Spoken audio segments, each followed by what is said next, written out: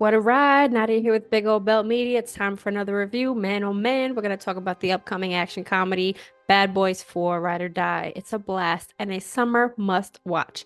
The iconic buddy cop duo return for another ride, but this time Miami's finest, they are on the run. The action-packed blockbuster is going to release in theaters later this week in the US on June 7th, 2024. When their late police captain gets linked to drug cartels, wisecracking Miami cops Mike Lowrey, Marcus Burnett embark on a dangerous mission to clear his name. So the fourth installment of the franchise, it's going to come from directors Adil El Arbi and Bilal Falal, and they previously directed Bad Boys for Life, which was the 2020 third film, which was a sequel to Bad Boys 2, which came out all the way back in 2003, and the third installment in the Bad Boys franchise. So our favorite Bad Boys, Mike Lowrey and Will Smith, aka Will Smith, and Marcus Burnett, Martin Lawrence, they're back with their iconic, nutty, outrageous comedy. It's nonstop, edge of your seat action. So Martin Lawrence, Will Smith, Joe Pantoliano, Vanessa Hudgens, Alexander Ludwig, Paolo Nunez, Jacob Sapio, and DJ Khaled, they all reprise their roles from the previous film. Tasha Smith takes on the role of Teresa Burnett from Teresa Randall, who previously played the character in the last three films. So this time around, we're going to get some new cast members, which include Eric Dane, Ian Grufford, Rhea Seehorn, Melanie Libbard, and Tiffany Haddish. So after the success of 2020 Bad Boys for Life, the directors Adil El Arbi and Bilal Falal, they returned to helm the upcoming sequel, which continues the story of Mike Lowrey and Marcus Burnett. Bad Boys Ride or Die story follows Mike and Marcus as they attempt to clear their own names and restore the legacy of their late captain, Howard Conrad, played by Joe Pantoliano, who was memorably assassinated in Bad Boys for Life. So he's gonna make like a prominent appearance in part 4. He's actually a pretty principal player in clearing his own name from the grave. So of course there's strong chemistry between Smith and Lawrence. It's really the major reason behind the franchise's overall continued success. The two actors are responsible for much of the movie's humor. I mean, the boys still got it. It's been about 30 years. Some of the jokes do not land, being completely honest. Some of the jokes, like, they're a little prolonged. They go on for a little bit too long. But of course, the duo is still naturally funny with their comedic banter and, taking shots at each other, jabs.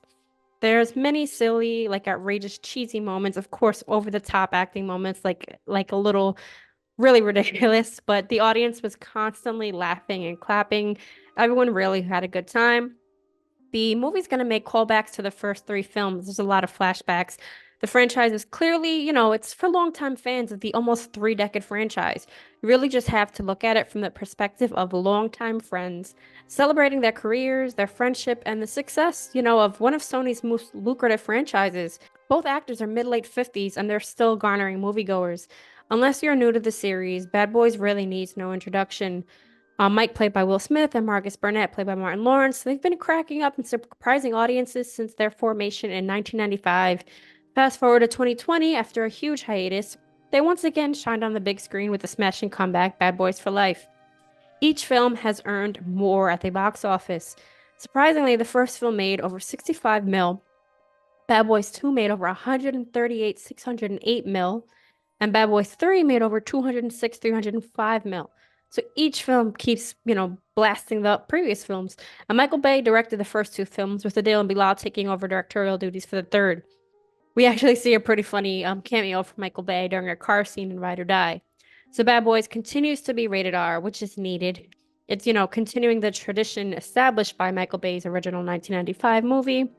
So it's R-rated. There's a lot of humor, like adult humor, a lot of violence, which is crucial to the Bad Boys franchise success. The actors and fans alike have joked about, the missed opportunity for the title of the fourth movie, which should have been Bad Boys for Life. After the fourth movie was announced, the duo acknowledged that, they messed up the title of the third film, which was called Bad Boys for Life. So the title discrepancy was an oversight for Lawrence and Smith, as they didn't know that they didn't know that Bad Boys 3 would become the success that it did almost 2 decades after Bad Boys 2. So it was a surprising box office success. Part 3 had a lot of, important moments that are going to tie into part 4. So the wife and son of a Mexican drug lord embarked on a vengeful quest to kill all those involved in the trial and imprisonment, including Miami detective Mike Lowrey. When Mike gets wounded, he teams up with his partner, Marcus Burnett, and Ammo, which was a special tactical squad, to bring the culprits to justice. But the old school wisecracking cops must soon learn to get along with their new elite counterparts if they are to take down the vicious cartel that threatens their lives. So there's a lot of major things happening that happened in part three that are going to be like major factors in manifesting the plot lines of Ride or Die. So in part three, Armando Armas was the ruthless leader of the Miami drug cartel. He was the main villain, and he was revealed to be Mike's illegitimate son. I mean, Mike probably got allowed, though Lowry's running around. But Marcus's daughter had a son, and this was his first grandson. So he desired to spend more time with his family. He wants to retire. And in the meantime, Mike got shot by Armando and he was left in a coma for months. Captain Howard, who was also intended on retiring, was abruptly assassinated by Armando, and his death pulls Marcus out of retirement. Rita, who also makes a return in part four, she was promoted to captain. Mike and Marcus were placed in charge of ammo, and Mike visited a remorseful Armando in prison, offering him a chance to earn some redemption on a new case, which he accepts. So now on to part four. I thought Ride or Die was overall a better movie than the third. I actually really enjoy this one a lot more. It's a rather simple story, but it makes complete sense and it makes for an exciting sequel that ultimately adds to the franchise without feeling forced or overstuffed, like, say, The Expendables or Fast X. Um, Jacob Scipio, who played the villain Armando Aretas, he returns in part four with a major redemption arc. He becomes a central part of the plan to save Captain Conrad's career and also save his own name while, earning himself some respect, some dignity. He's super badass. He has like insane action scenes. There's a jail fight scene, which was incredible. I loved it. The action was amazing. He was really great to watch. He showed a lot of redeeming qualities. And, there was like an attempt at some kind of like forgiveness for Mike, and that he's essentially a product of his environment. And now he wants to do something meaningful. Mike, who's really finally grown up, he stops his womanizing ways and he settles down. He marries Christine Melanie Laborde from Alan Wake 2 and Power. He also wants to save his son and protect him, and somehow, any way he can protect him. So we see a little bit of like vulnerability from Mike, which is a side we're not really used to. We also see a different side of Marcus, who's feeling invincible after coming back from death. After a sudden heart attack at Mike's wedding, and after experiencing this like near-death crisis, he had conversations with his deceased former boss, and that really shook Marcus. So with his second chance, he found like a newfound appreciation for life, and he dabbles into like weird spirituality. There's some weird quotes and weird feelings of invulnerability. Some of these jokes are way too prolonged. They don't really hit. But of course, there's some moments that are naturally hilarious, and the audience are really just excited to see these two still at it practically 30 years later. We already know that this duo can provide a buddy cop film done right. From the moment we were first introduced to the characters, Marcus and Mike in the 90s, we knew it was going to be like a hell of a thrill ride, and ever since then, it's been nonstop pulse-pounding action, wisecrack comedy from an unstoppable duo that brought, like a natural brotherly dynamic to the big screen and a great story to go along with it. And they've been making fun films since. So Armando teams up with Marcus and Mike alongside the only other agents that they can trust.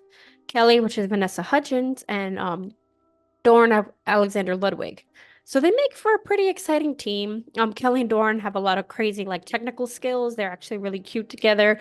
Armando's vicious tenacity, and Mike and Marcus fighting to save their like captain's name, also trying to save their own asses, and now they're threatened, their families are threatened. So they make a great team. Eric Dane from Grey's Anatomy, he's listed as Banker. He makes an interesting yet predictable villain. He was once a soldier, now he's like a criminal mastermind. He has some decent fight scenes. He goes head to head with Mike in an insane fight sequence on a plane. This scene was shot so well. It really had audiences at the edge of their seat. Rhea Seehorn makes for the U.S. Marshal, and she's Conrad's daughter. So she's really out for revenge. She doesn't care about her lifelong relationship and friendship with Marcus and Mike because of her father's fate. So her parallel story alongside Armando's fate really made an interesting, like, intertwining plotline aside from the main antagonist. So she was kind of like a villain, but not. Overall, it's explosive, high octane. There's some really great action sequences and quite impressive cinematography. There's a lot of intricate camera angles, like even drone sequences, a lot of like first-person shooter like esque moments, which are pretty sick. There's a standout shooting scene from Marcus's son-in-law, Reggie. everyone's going to be talking about this scene. It was my favorite scene. Reggie, who's in the army, he absolutely finally earned his respect in Marcus's household. Later on, there's a funny moment at the barbecue where the men argue about who's grilling, and Reggie won't get played any longer. He has a look in his eyes. There's also a dope first-person shooter scene in the alligator park for Marcus and Mike. So they're like tossing a gun to each other and taking out swarms of enemies. This was shot pretty cool. I really loved the cinematography in the film. It's action-packed spectacle full of violence, crazy standard action sequences, and overall the lasting bond of friendship between the bad boys that's really unlike any other scene in buddy cop movies. The backdrop in Miami is, of course, exciting, full of energy, music, beautiful scenery. And Port 4 really incorporates both great action and great humor, but most of all, the relationship between Will and Martin, which is the key, really the key to this movie's success. Because without them, there would be no Bad Boys. So go see it in theaters June 7th in the US. It's a badass time.